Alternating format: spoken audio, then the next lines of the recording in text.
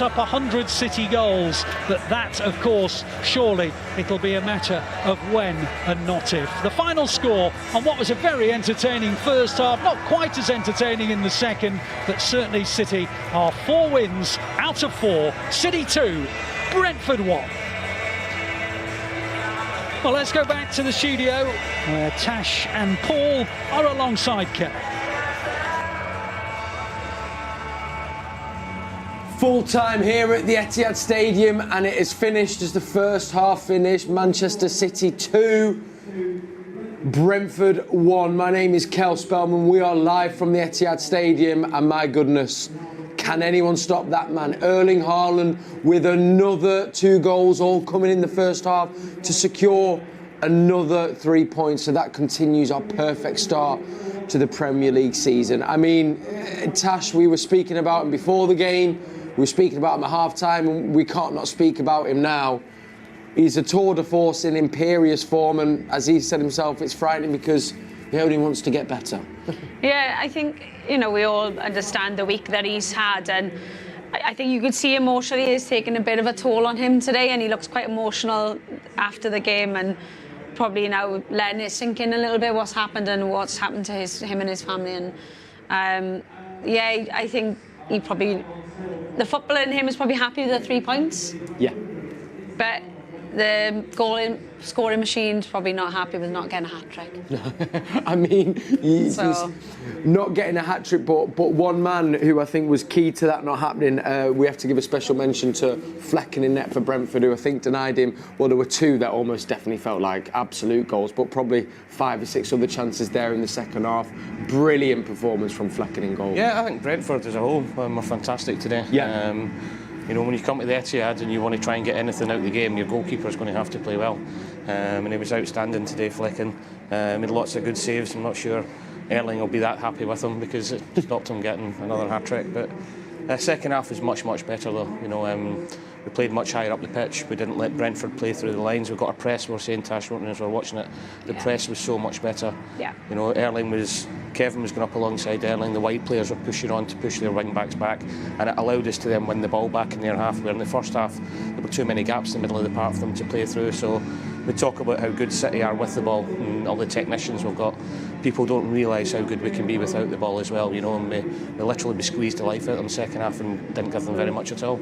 How much of that, Paul, was tactical and how much of that was because of the changes made at half-time? We saw Gvardiol come on for Rico Lewis, who had started at left-back, and then Rodri came on for Kovacic, who had picked up a yellow at the end of the first half as well, so might have had something to do with it. But was it purely tactical, or was it down to the personnel, or probably a bit of both? A little bit of both. I think to say it's purely the subs coming on, it's doing a disservice to Rico and Kova in the first half. Because Rodri's came in and basically took the Kovacic role, and Gvardiol likewise. So you've got to say tactically they've probably sat down at half-time and said, look, the press was wrong in the first half. It was too easy for Brentford to get out at times.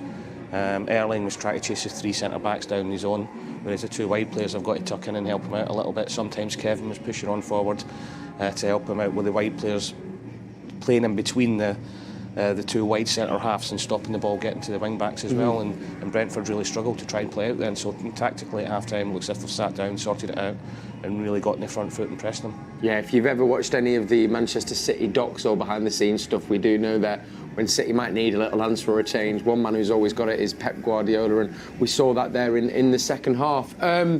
Great account there from City. I wanted to focus on what Paul mentioned as well across the 90 minutes.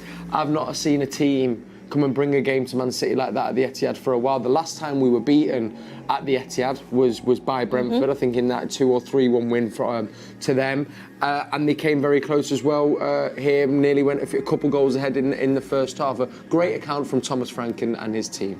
Yeah, I think me and Paul have had a couple of discussions throughout the game saying how well Brentford were doing, and what they did, they came here and they posed Pep and City a bit of a problem.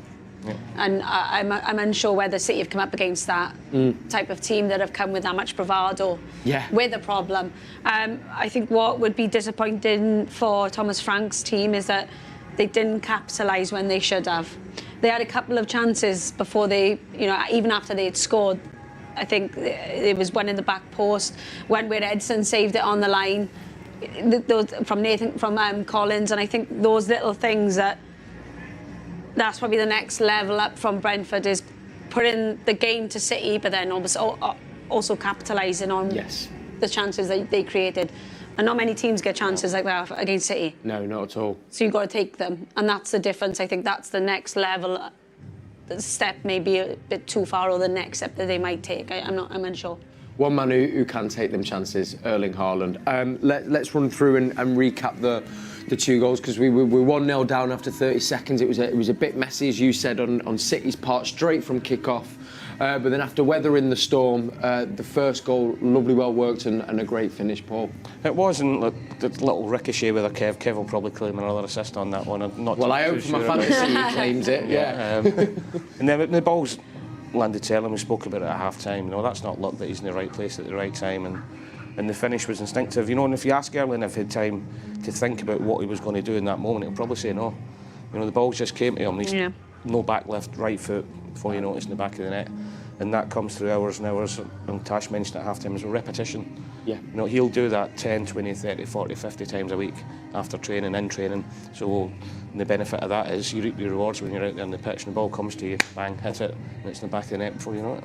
Then second one, had a bit more time to think, Tash. Well, first of all, he also felt like he made it happen as well, with the way he bounced off the centre-half as well. For those who might not have a chance to see it, talk us through that second.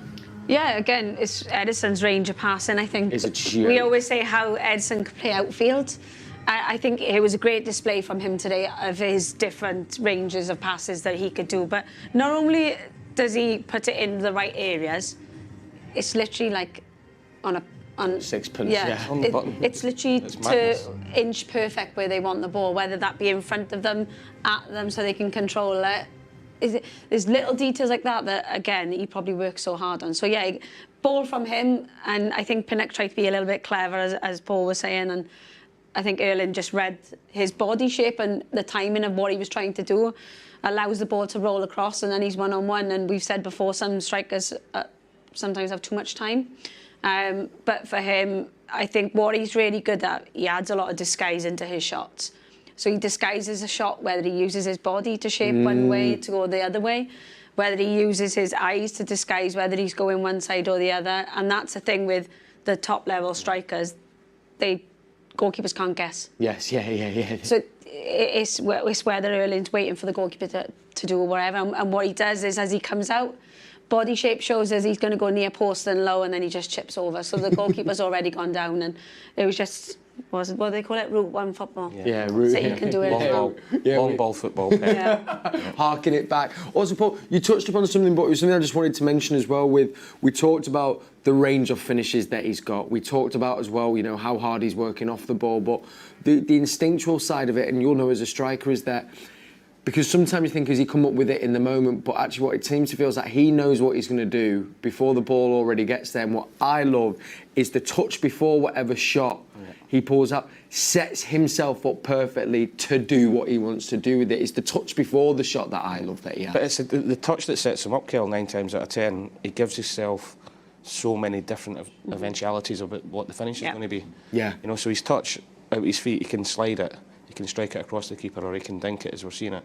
So he opens a whole new avenue out from at the back of the net. And if he's doing that with that touch, as we said, how's the keeper ever going to guess? Yeah. So the first touch is as important as the finish sometimes. And he obviously, we know he works at it, we know he's instinctive, but he's just incredible. I think that we've all run out of words what to say. Yeah, we were already, and we're only 4 games into the season. I know we might have to come a point where we'll just go Erling Haaland the best. But we'll just just applaud and then give him a little round of applause. Yeah, we'll move on. Well, let's pause here. Let's go hear what Alistair Mann and Andy Morrison made of our 2-1 win over Brentford. Yeah, thanks, Kel. Welcome back. Sorry, I'll do that again. Thanks, Kel. Welcome back. So City 4 wins out of 4, but Andy Morrison alongside me. Andy, why did City not win by more? Was it down to Flecken, or did Brentford deserve not to be on the end of a bigger scoreline? I think over 90 minutes Brentford deserved a great deal of credit from the game. Obviously Flecken's made 4 or 5 fantastic saves, and you can't concede in the first 20 seconds. I mean, it took the wind out of City and took them 15 minutes to feel their way into the game. Once the big man gets his goal, then gets a second, the pattern, but they were always dangerous in the second half, but not the same impact.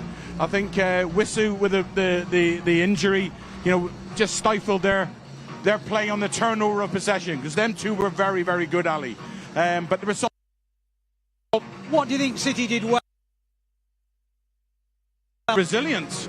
I thought the bench, I thought the manager and the coaches, I thought they had to be on the ball, because Brentford thinking, where are they getting the overloads? And it was obviously the left and right hand side of Haaland, and their three, and then their wing backs just caused Man to go. And then you had Wissu, who was coming into pockets, creating overloads. The two centre-halves were staying on the halfway line, and they were getting numerical overloads of 3v2, 4v3s, but you still got to execute it. You can create an overload, but you have to look after the ball, and Brentford did. And great credit to them, because I never realised that they were that good. When Pep Guardiola reflects on this today, what do you think he'll have tweaked or will have in mind to tweak ahead of the next game?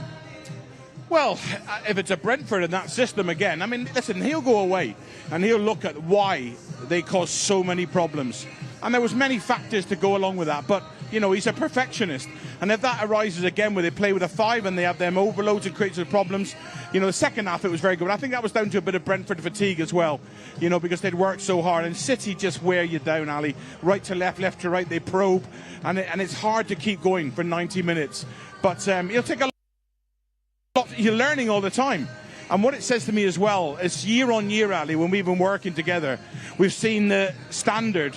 I mean, maybe the teams that come up, but once you've been in the league, we just saw Liverpool get beat by Forest today.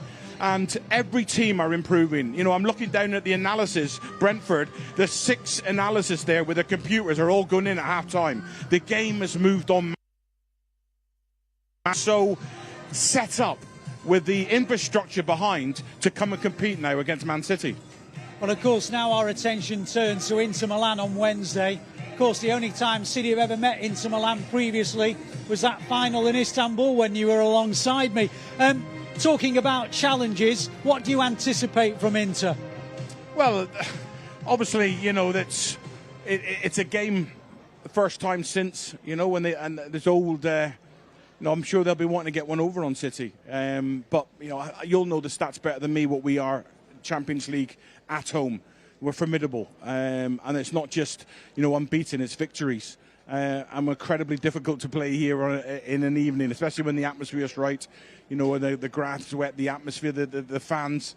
They just create an energy here on those days. And it'll be a tough ask for Inter to come here and go away with anything.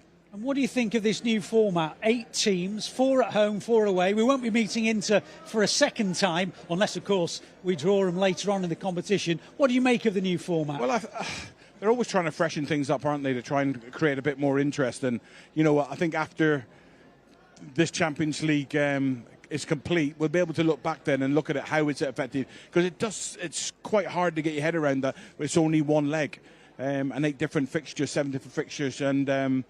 it's interesting, Ali. I mean, I'm a bit of a traditionalist. I've loved the format because it's been so rewarding for us.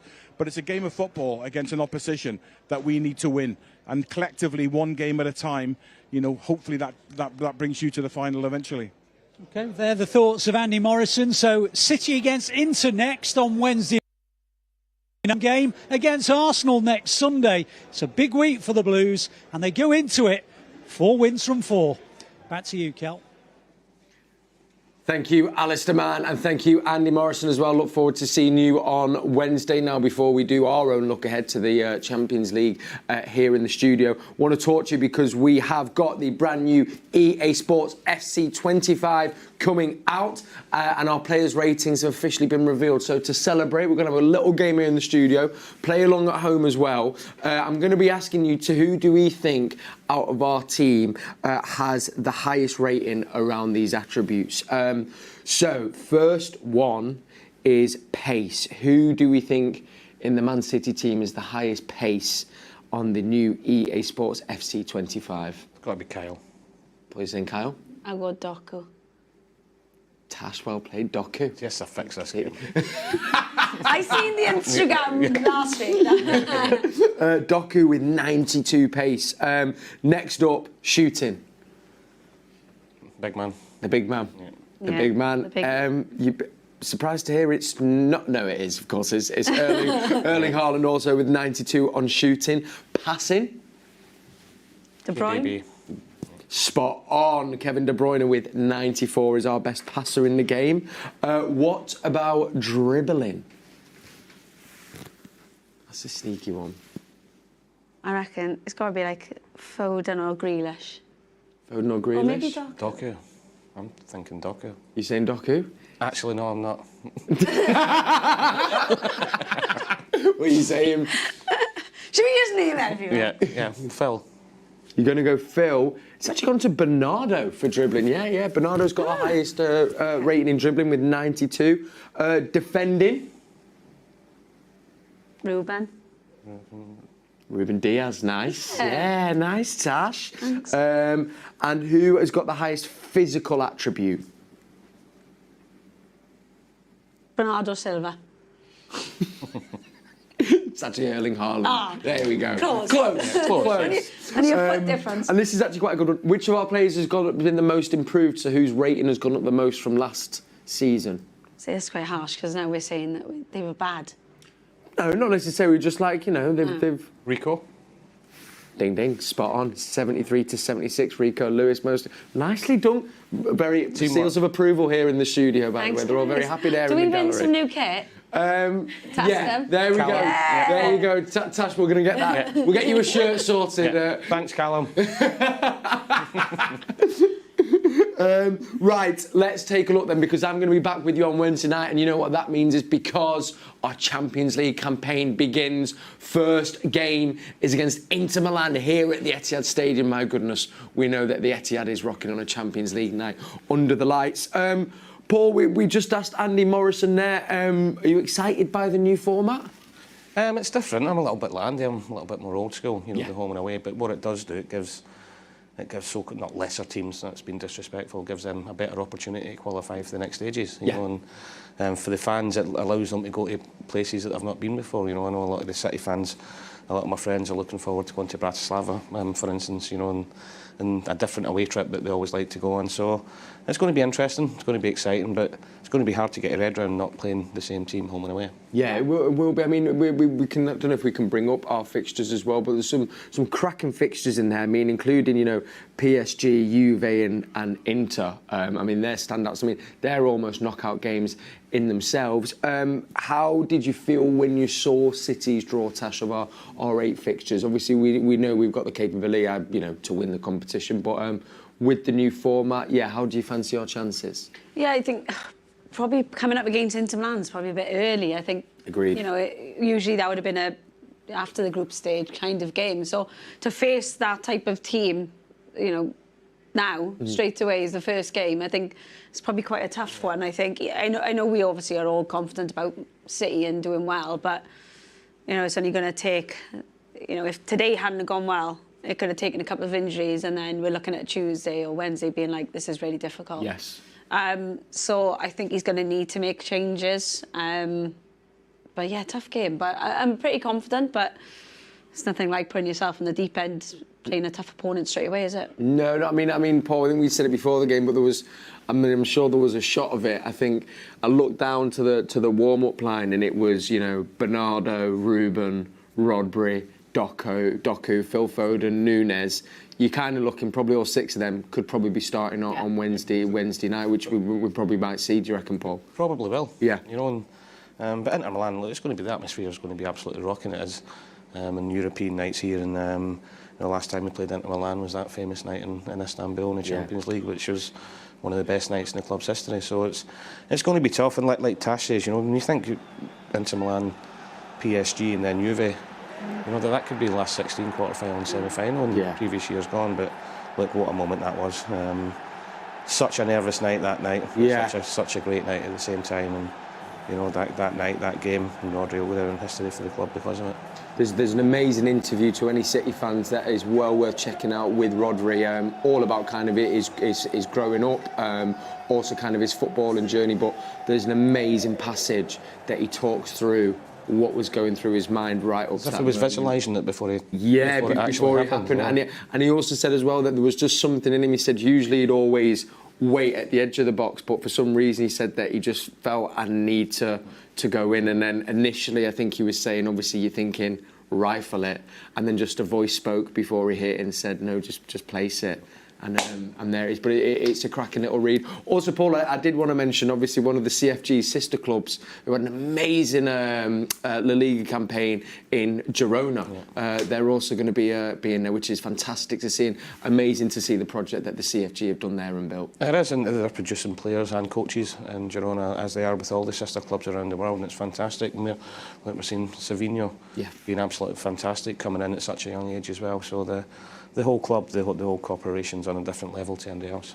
With the Inter Milan game, Tash, obviously probably going to be very different to that nervy Champions League now. It's at the Etihad, which obviously we know is a plus, but how could you see that playing out come Wednesday?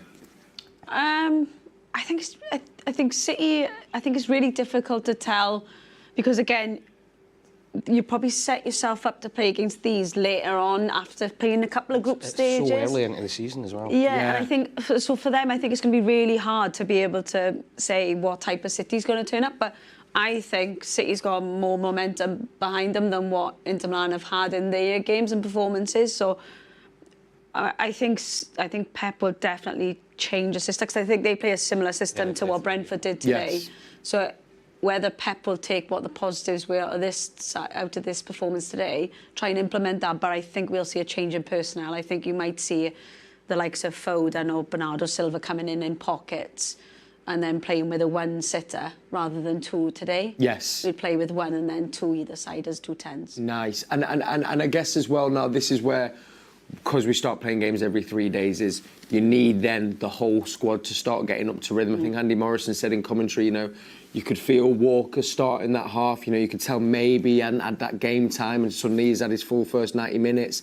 Same as John Stones, and it'll be the likes of Foden and Nunes. Now we're playing every 3 days. It's a chance to get all the squad firing on all cylinders and kicking on. It is, Kel, but they all want to get in that team. Yeah. So every time they go out there, they've got a point to prove. Saying the bench here, Phil would have been desperate.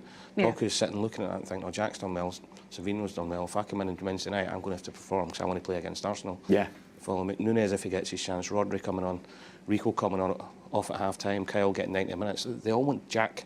Yeah. They're so determined. So every time that they go out there, they have to perform to the highest level they can because they always want to play in the next game.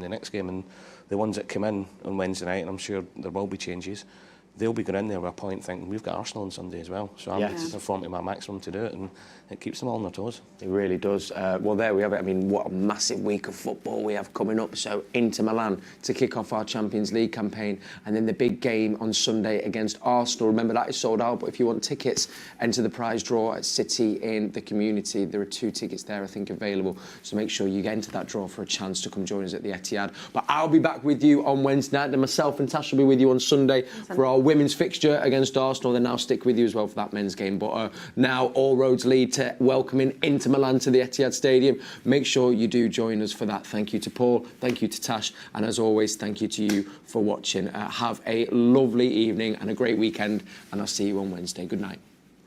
That's a proper honour, yeah.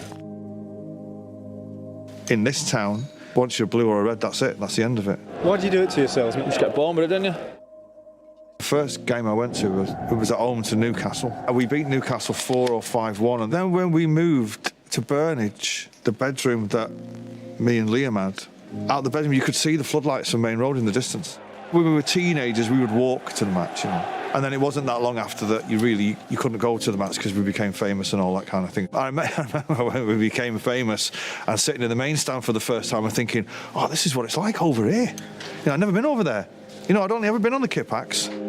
One of the great days of my life was when we were away at Brighton on the last day of the season. We had to win that game. We were in the dressing room afterwards with the players and with my best mate, and Kevin De Bruyne has handed me a beer. How did it get any better than this, And I've had some great times with the players, and what you see from the outside is true. They're a really tight, brilliant bunch of lads, funny and really accommodating, and I never take it for granted either, you know, it's an amazing privilege. I loved City before anything. I was into City before I was into music. I was into City before I knew what music was. Definitely maybe. It's what set us on our way, you know what I mean? The record lasting as long, you can't predict that kind of thing. When I see kids at the gigs now, they're young enough that definitely maybe has always been around. It's a great working class Mancunian record. It's real, you know. When the guys from Puma approached us at one of the games, it took about 5 seconds to agree to it. It's the same colour palette as the cover of Definitely Maybe. I think it's unique, but it's definitely striking, and I think it looks great. When you see people representing your club, it's important that they look good. Definitely Maybe. It's never lost its magic to me. I just think it's an amazing snapshot of what we were about. With the anniversary coming up, I've been listening to it a lot more than I would ever listen to it. You know, it makes me smile. They were great. They were great times. Really, really great. I mean, it spawned a great football kit. So, you know, its legacy lives on.